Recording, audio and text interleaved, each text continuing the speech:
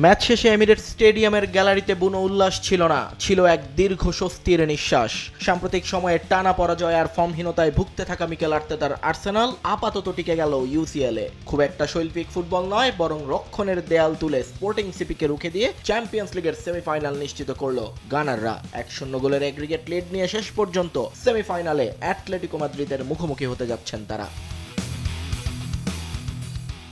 ম্যাচের শুরু থেকেই আর্সেনালকে বেশ আক্রমণাত্মক দেখালেও তাদের খেলায় ছিল নার্ভাসনেসের ছাপ। বোর্নমাউথ আর ম্যানচেস্টার সিটির বিপক্ষে সাম্প্রতিক হারের ধাক্কাটা স্পষ্ট বোঝা যাচ্ছিল। প্রথম 10 মিনিটে স্পোর্টিংকে চাপে রাখলেও ধীরে ধীরে পর্তুগিজ চ্যাম্পিয়নরা গুছিয়ে ওঠে। অন্যদিকে আর্সেনাল বল পজিশন ধরে রাখলেও গোলমুখে ছিল বিবর্ণ। প্রথমার্ধের সবচেয়ে বড় সুযোগটা পেয়েছিল স্পোর্টিং। 43 মিনিটে ম্যাক্সিমিলিয়ানো আরাউহোর ক্রস থেকে জেনি কাটামোর শট গোলপোস্টে লেগে ফিরে আসলে বেঁচে যায় আর্সেনাল। বিরতির পর আক্রমণের গতি বাড়াতে আর্তেতা মাঠে নামান কাই হাভার্টস এবং ম্যাক্স ডাউম্যানকে। ইনজুরি নিয়ে মাঠ ছাড়েন নানি মোদোয়েকে। তবে আর্সেনালের আক্রমণ ভাগ ছিল এদিন পুরোপুরি নিষ্প্রভ। পুরো ম্যাচে তারা অন টার্গেটে শট নিতে পেরেছে মাত্র একটা। 84 মিনিটে লিয়ান্ড্রো ট্রসার্ডের একটা হেড গোল পোস্টে লেগে ফিরে আসলে ব্যবধান বাড়ানোর শেষ সুযোগটাও হাতছাড়া হয় আর্সেনালের।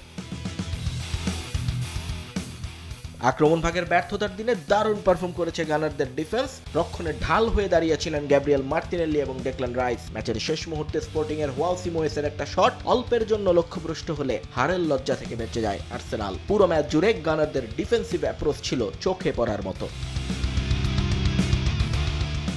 শেষ বাঁশি বাজার সঙ্গে সঙ্গে যেন হাফ ছেড়ে বাঁচে আর্সেনাল। তবে এই ম্যাচ আর্তেতার জন্য যতটা স্বস্তির ততটাই চিন্তার। ইপিএলে ম্যানচেস্টার সিটির বিপক্ষে মহা গুরুত্বপূর্ণ লড়াইয়ের আগে এই নখদন্তহীন আক্রমণ ভাগ কতটুকু আত্মবিশ্বাস যোগাবে তা নিয়ে প্রশ্ন থেকেই গেল। নিয়ন মোহাইমিন, সময় সংবাদ।